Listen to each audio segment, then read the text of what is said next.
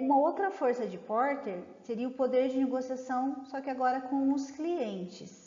Então, quanto maior for o nível de competição do mercado, maior será o controle dos clientes sobre o processo de venda. Ou seja, quanto mais pessoas estiverem vendendo o que eu vendo, maior será o controle dos clientes, porque eles vão ter várias opções de escolha para a compra de produtos.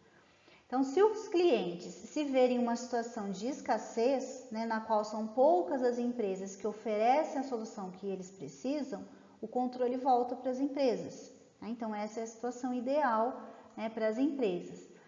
Em alguns casos, o ticket médio, que é o poder de compra, ele é alto, do cliente ele é alto, o que torna cada cliente individual uma parte importante na receita da empresa.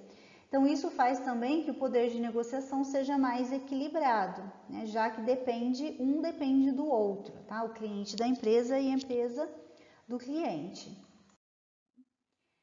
Em relação ainda ao poder de negociação dos clientes, o que a gente precisa considerar? Qual a proporção de compradores para fornecedores do meu produto, Então, eu vou analisar quem são meus compradores, quem são meus fornecedores e ver a proporção entre eles. Qual o poder deles, para ditar um negócio, Então, dos clientes, no caso. Como que o ticket médio do meu cliente, ou seja, o quanto que ele gasta em média, influencia no seu processo de compra, Meus clientes são ativos nas mídias sociais para se afetar a opinião dos outros ou para afetar a opinião dos outros? Então a gente precisa pensar nisso. Uma outra força seria a ameaça de entrada de novos concorrentes no mercado. Então, dependendo do segmento de mercado do negócio que o negócio estiver inserido, o nível de dificuldade para vencer novos concorrentes, iniciarem suas próprias operações, muda bastante, Por exemplo, considere os mercados que têm ganhado espaço com a transformação digital. Então, a gente está vendo que a gente está num momento que a internet está sendo muito utilizada, Então, ao criar sites focados em resultados, assim como o infoprodutos ou o e-commerce, Então, é extremamente fácil e rápido entrar nesses mercados, tá, gente? Tanto de infoprodutos quanto de e-commerce. Já que a dificuldade técnica e os custos para isso são cada vez menores. Então, se é muito fácil de entrar, a tendência é que eu tenha muito mais concorrente nessa área. Por outro lado, para competir, por exemplo, no mercado de internet das coisas, a situação já muda, porque os investimentos necessários são maiores, são mais altos, então fica mais difícil que as pessoas entrem nesse mercado. Tá? Para vocês saberem mais sobre infoprodutos, e-commerce, internet das coisas, eu vou colocar lá no material de aula de vocês, tem essas informações para vocês checarem. E como que a gente consegue identificar se os novos concorrentes são uma ameaça para a gente, para a nossa empresa? Então a gente responde também algumas perguntas, Qual é o custo inicial para abrir um negócio no meu segmento? Existem leis, regulações e credenciamentos que são necessários? Existem fundos de investimentos ou incentivos fiscais disponíveis para quem deseja ingressar no setor? Existem outras barreiras de entrada?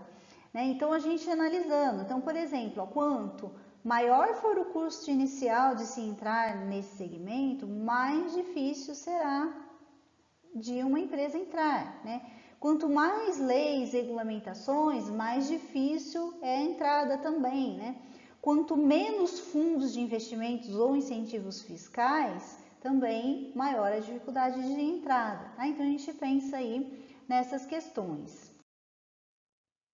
E a última força, que seria a ameaça de novos produtos ou serviços.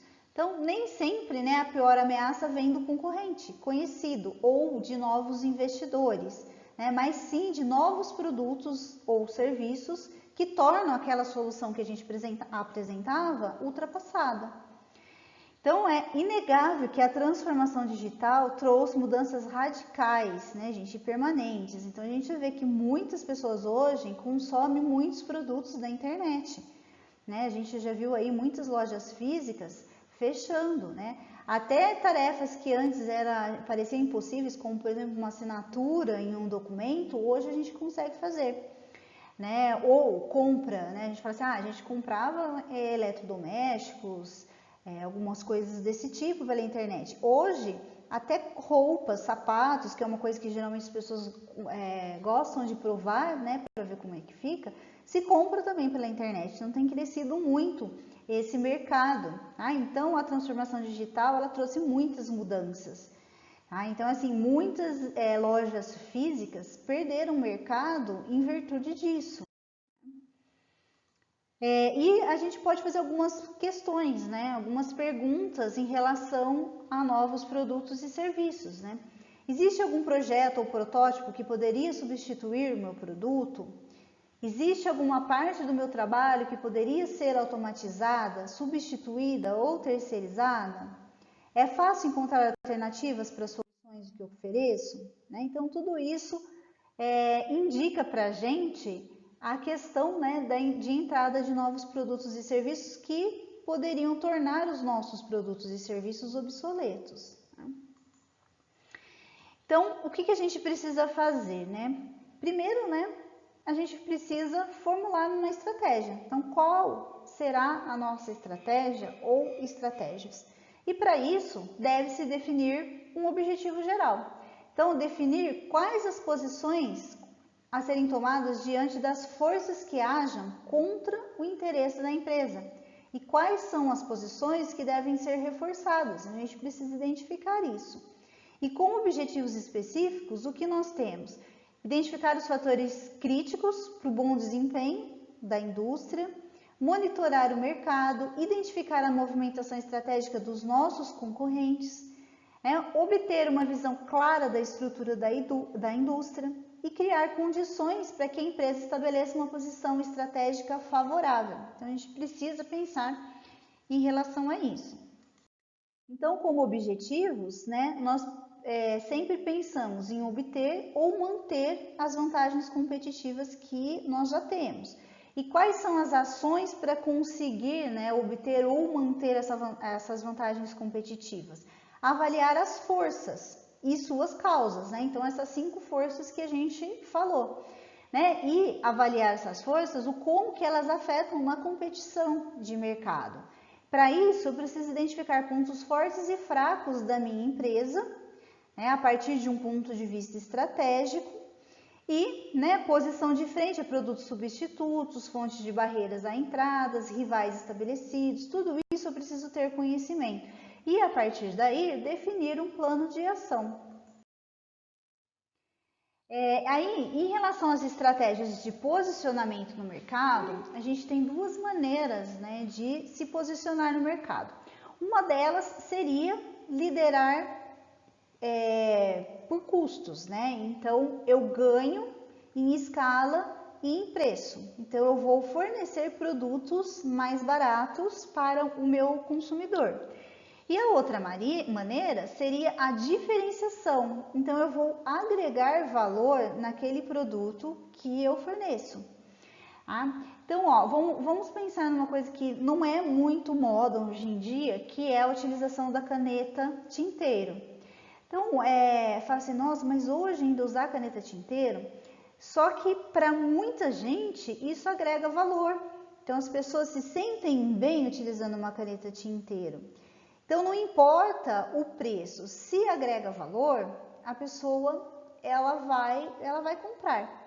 Tá? Então, a gente pensa nisso, né? Como que a gente vai se posicionar no mercado? A gente vai se posicionar pela diferenciação ou nós vamos se posicionar pelo custo? Então, temos que pensar, né? E escolher uma dessas 2 maneiras. E aí, né, a partir disso, a gente define o plano de ação. Então, posicionar a empresa, que seriam capacidades, devem proporcionar melhores defesas contra as forças competitivas, esse posicionamento, né?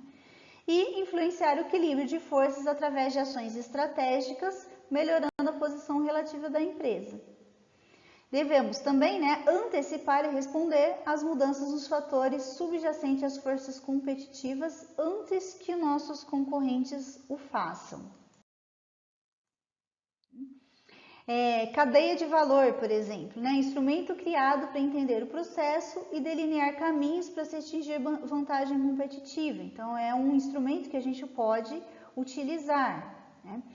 Outros instrumentos, a gente pode analisar as atividades primárias, como que é a logística interna, como são as operações da minha empresa, como é a logística externa, como que é o marketing, vendas, serviços, o que eu posso melhorar isso frente aos meus concorrentes. Pensar também nas atividades de apoio, como que as atividades de compra, pesquisa e desenvolvimento, RH, infraestrutura, relacionamentos externos, qualidade, pode me ajudar para que eu obtenha vantagem competitiva. A atratividade do mercado, então identificar pontos positivos para que eu invista no mercado.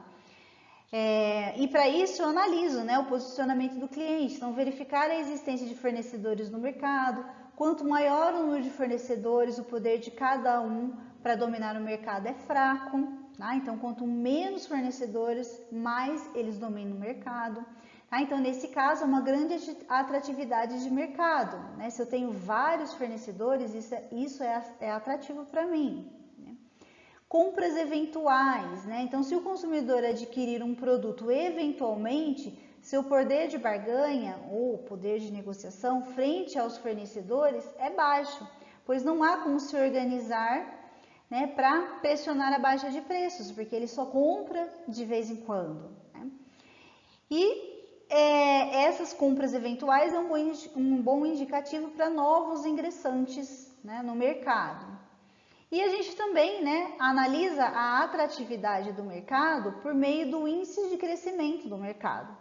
Então, se o índice de crescimento for elevado, há brechas para novos ingressantes. Então, se o mercado tende a crescer, isso é um indicativo de que há oportunidades para novos ingressantes. Se for baixo, então, se o crescimento for baixo, então, já indica que não é um atrativo para novos ingressantes. Por hoje é só, e até o nosso próximo item.